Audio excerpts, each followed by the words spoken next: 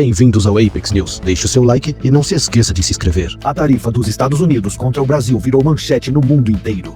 Mas o que quase ninguém te contou é o que está por trás desta decisão. Paulo Figueiredo vai além das manchetes e revela por que isso já era esperado e qual seria o verdadeiro objetivo de Donald Trump. Assista até o fim. Alguém precisava explicar para os caras que tudo que nós gozamos é garantido pelos Estados Unidos. Esse papo de soberania nacional, eu fico com pena, eu queria ter debatido com Boulos, alguém marca um debate meu com Boulos, porque tudo isso que nós gozamos hoje no mundo, comércio é garantido pelos Estados Unidos. Quem garante o livre comércio no mundo? Ora, é a Marinha Americana. Quem garante o sistema financeiro internacional com lastro em uma moeda única de confiança são os Estados Unidos. Quem garante todo o mercado financeiro? Ora, todo o mercado financeiro, em última instância, é lastreado em títulos americanos. Quem garante o funcionamento dessa ordem mundial, do qual o Brasil goza, são os Estados Unidos. Naquele momento, depois da Segunda Guerra Mundial, poderiam ter ocupado o mundo inteiro, mas optaram por não ocupar. Optaram por seduzir o mundo. E como é que eles seduziram? Com os seus valores. E o Brasil se inseriu no mundo do que se chama de Ocidente, no que se chamou de mundo livre. E os Estados Unidos pediam coisas básicas: liberdade de expressão, liberdade de imprensa, liberdade de comércio, eleição, etc. Os direitos humanos. Né? Depois da Segunda Guerra Mundial, é assinada a Declaração Universal dos Direitos do Homem, que prevêem esse tipo de coisa. Mas o ponto, que eu fiz esse ponto inteiro para dizer o seguinte: ora, acabou. Nós estamos quebrando a nossa parte desse acordo. Nós não temos o direito como nação ao livre comércio. Nós não temos o direito como nação à participação do sistema financeiro internacional. Nós não temos esse direito. Esse é um privilégio do qual nós gozamos, garantido pelos americanos.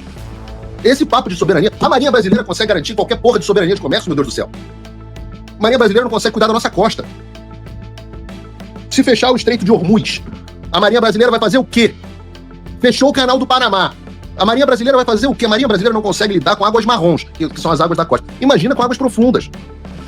Então, um sujeito como Boulos, e ninguém fala isso, meu Deus do céu, eu nunca vi uma pessoa na televisão brasileira falando assim: não existe soberania em comércio internacional porque você não é capaz de garantir o comércio nacional. Não existe soberania no sistema financeiro internacional porque você não consegue garantir o sistema financeiro internacional. Quantas moedas você teve no seu país, meu filho, nos últimos 30 anos? E o que nós estamos dizendo na nossa nota, Eduardo e eu, nós nos afastamos da nossa parte do acordo. O nosso acordo era gozar destes benefícios desde que nós cumpríssemos a nossa parte. Nós quebramos esse pacto. Porra, meu Deus do céu, quantos avisos foram dados? Quantos avisos foram dados? Foi carta do Chris Smith, foi carta do Departamento de Justiça, foi carta interna dos congressistas ao presidente e ao Departamento de Estado, foi projeto de lei apresentado, foram pedidos foram audiências públicas, como eu disse, foram reportagens em jornais colocadas, foram coletivas de imprensa, declarações públicas, e houve também as reuniões privadas. Eu acho que agora eu posso dizer, eu acho que eu nunca disse isso, que logo no início do ano um importante senador americano veio, se encontrou com o Geraldo Alckmin e explicou a insatisfação do governo americano com a situação do Brasil. Ora, o governo americano chegou ao limite de impor uma restrição de sanções, postou declarações pela embaixada americana, pelo perfil do hemisfério ocidental. Todos os avisos foram dados, ao ponto de 72 horas antes, o Donald Trump ter feito uma postagem dura. E qual foi a resposta das autoridades brasileiras a todos esses avisos? A resposta das autoridades brasileiras foi o escárnio, risos, ironias. E ainda mais grave, a escolha de dobrar a aposta. O risinho, o kkk, Supremo Tribunal Federal ri da possibilidade. Quem vai perder o visto primeiro agora que o Trump ganhou? Olha, eu quero que você da Gerdau, você da Embraer, você da JBS, vamos falar um pouco das empresas aqui, todos vocês, eu quero que vocês saibam, olhem aqui na lente da verdade, como diz o Clodovil, dizia o grande Clodovil. Olhem aqui na lente da verdade, deixa eu dizer uma coisa pra vocês. Vocês vão se ferrar por conta desta postura.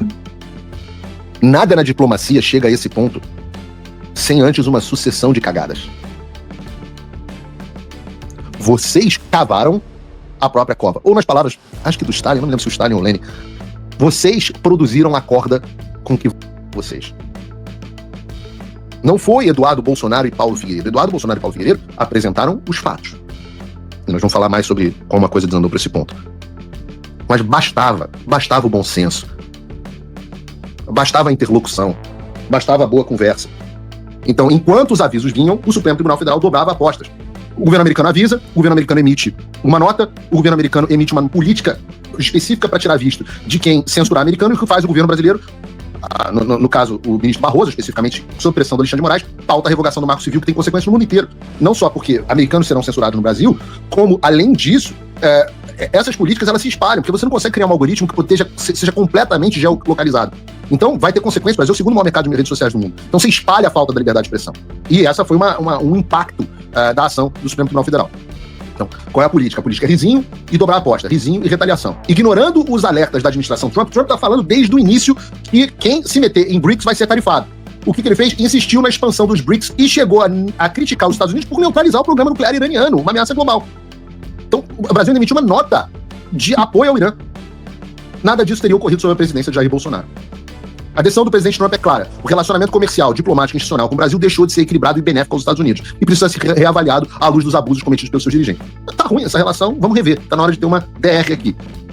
A gente sempre tentou, sabíamos como a coisa funcionava, mas a gente sempre tentou o máximo possível focar no Alexandre. Só que aí, enquanto a gente tenta focar no Alexandre, é um festival de lambança diplomática do Lula, o Supremo Tribunal Federal dobra a aposta, um julgamento de 8-3. Como é que eu vou justificar um julgamento de 8-3 dizendo que é só o Alexandre de Moraes? A pergunta é, como é que esse cara continua ficando no poder? Eu falo, olha, ele tem um establishment inteiro o apoiando.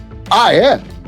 Ah, então, vamos ver o que vai acontecer. Então não pode ser só no Alexandre. Significa o seguinte, a lei Magnitsky contra o Alexandre tá fora, não como a gente verá agora. E também, possivelmente, com a expansão para os seus apoiadores, os outros ministros, o pessoal da Polícia Federal, o Procurador-Geral e por aí vai.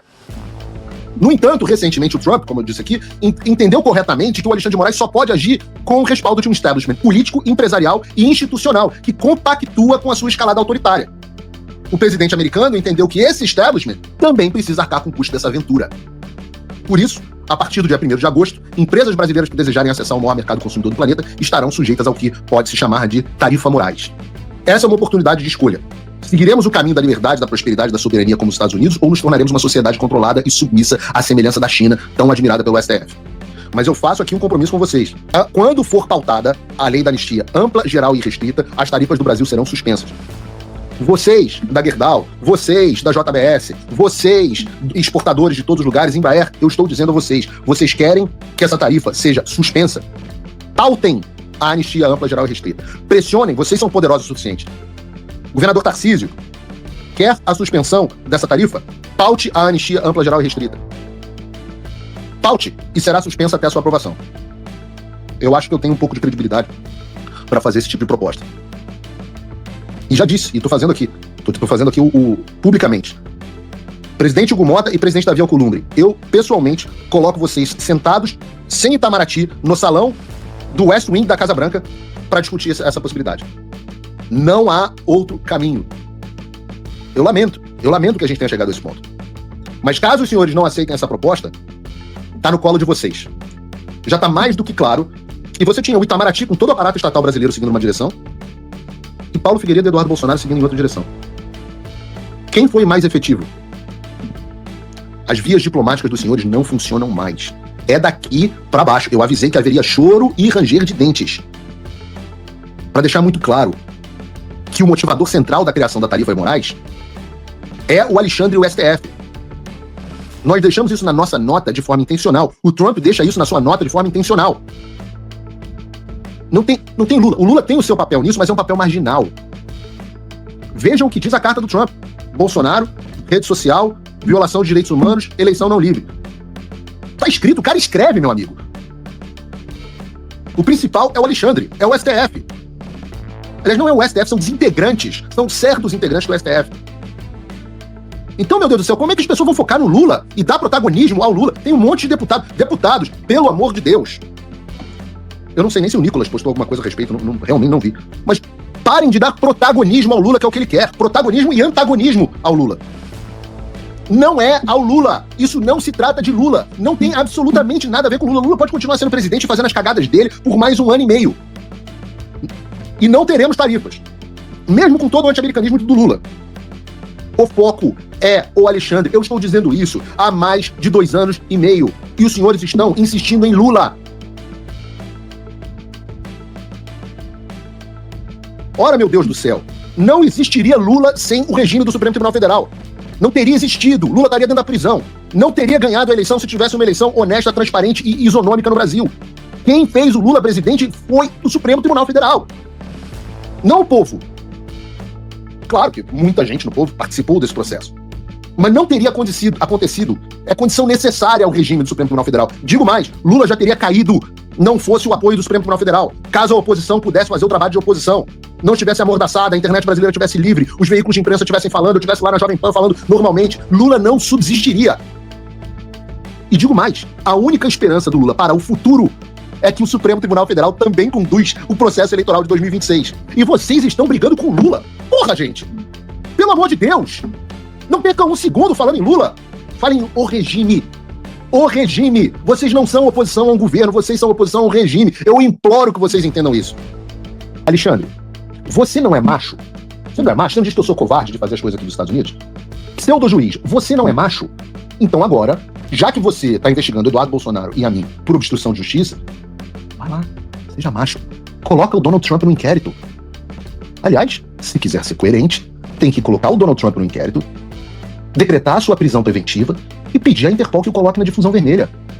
Ora, a lei não pode valer para um e não valer para outro, não é, Alexandre? Você não é macho? Não é aplicação? O Brasil não é o país da lei? As instituições não estão funcionando? O Supremo Tribunal Federal não é cheio de autonomia? Deixa eu perguntar um negócio, Alexandre, rapidinho aqui, só entre nós de novo. Olha aqui pra lente da verdade do Clodovil. Por que você não ordenou até agora a suspensão do Truth Social? Eu tô vendo o Alan dos Santos falando no Truth Social normalmente. Tá fazendo live? Por que até agora você não determinou o bloqueio do Truth Social no Brasil? Na verdade, por que até agora você não mandou nenhuma ordem pro Truth Social? Então eu concordo com a premissa que a gente está passando por um período terrível, sombrio, mas o que os fatos mostram é que esse período foi iniciado pelo pseudo-juiz Alexandre de Moraes e mantido em parceria, de maneira absolutamente acessória, com o pseudo-sóbrio Lula, apoiado pelo pseudo-jornalismo da Rede Globo. E esses caras estão tão alienados, tão distantes da realidade, que parece que eles de fato não esperavam que algo pudesse ser feito pelo Trump. O Paulo Figueiredo está aqui há meses avisando que isso aconteceria desde antes do Trump vencer, assim como eu estou avisando que mais acontecerá caso nada mude. Em primeiro lugar, esse negócio de reciprocidade é um grande caô. Só para explicar aqui para vocês. O Brasil aplica entre 60% e 100% de tarifa aos produtos americanos. Até o dia 1º de agosto, até a implementação da tarifa Moraes, os Estados Unidos implementam, em média, 3%, 3,5% de tarifas nos produtos americanos. O que significa isso? Que, mesmo com a tarifa Moraes, os Estados Unidos ainda vão tarifar os produtos americanos menos do que os americanos tarifam os brasileiros. Se o Lula for aplicar reciprocidade, ele vai ter que baixar os impostos no Brasil. Então essa bobagem que a imprensa fica falando, não, porque o Brasil tem déficit comercial com os Estados Unidos. Sim, o déficit comercial do Brasil com os Estados Unidos é pela incapacidade de produção do Brasil, não pelas tarifas. Os demais estão em silêncio. Ou seja, ambos adotaram a estratégia de uma criança que tá com medo do escuro. Deixa eu me cobrir com um cobertor que o bicho-papão não vai me pegar. O Lula fez isso devolvendo a carta e não querendo nem ler, e o Supremo fez isso ficando em silêncio, esperando alguém esquecer a existência dele. A má notícia é que esse bicho-papão, chamado liberdade, não vai parar de pegar vocês. Alexandre e Lula, não adianta enfiar a cabeça como uma avestruz no buraco. Caso vocês não saiam e decidam resolver esse assunto, o que hoje em dia, eu repito, tá nas suas mãos, a situação só vai piorar. E até que eles saiam da coberta e decidam resolver o problema, o que vai acontecer é muito claro, o custo da ditadura só vai aumentar, e por culpa, eu volto a dizer, do Supremo Tribunal Federal, especificamente do Alexandre de Moraes, com o apoio do Lula. E você? O que achou da opinião de Paulo Figueiredo? Acredita que essas sanções vão realmente surtir efeito sobre o Brasil? Sua opinião é muito importante para nós. Deixe o seu like e o seu comentário. Um forte abraço e até a próxima.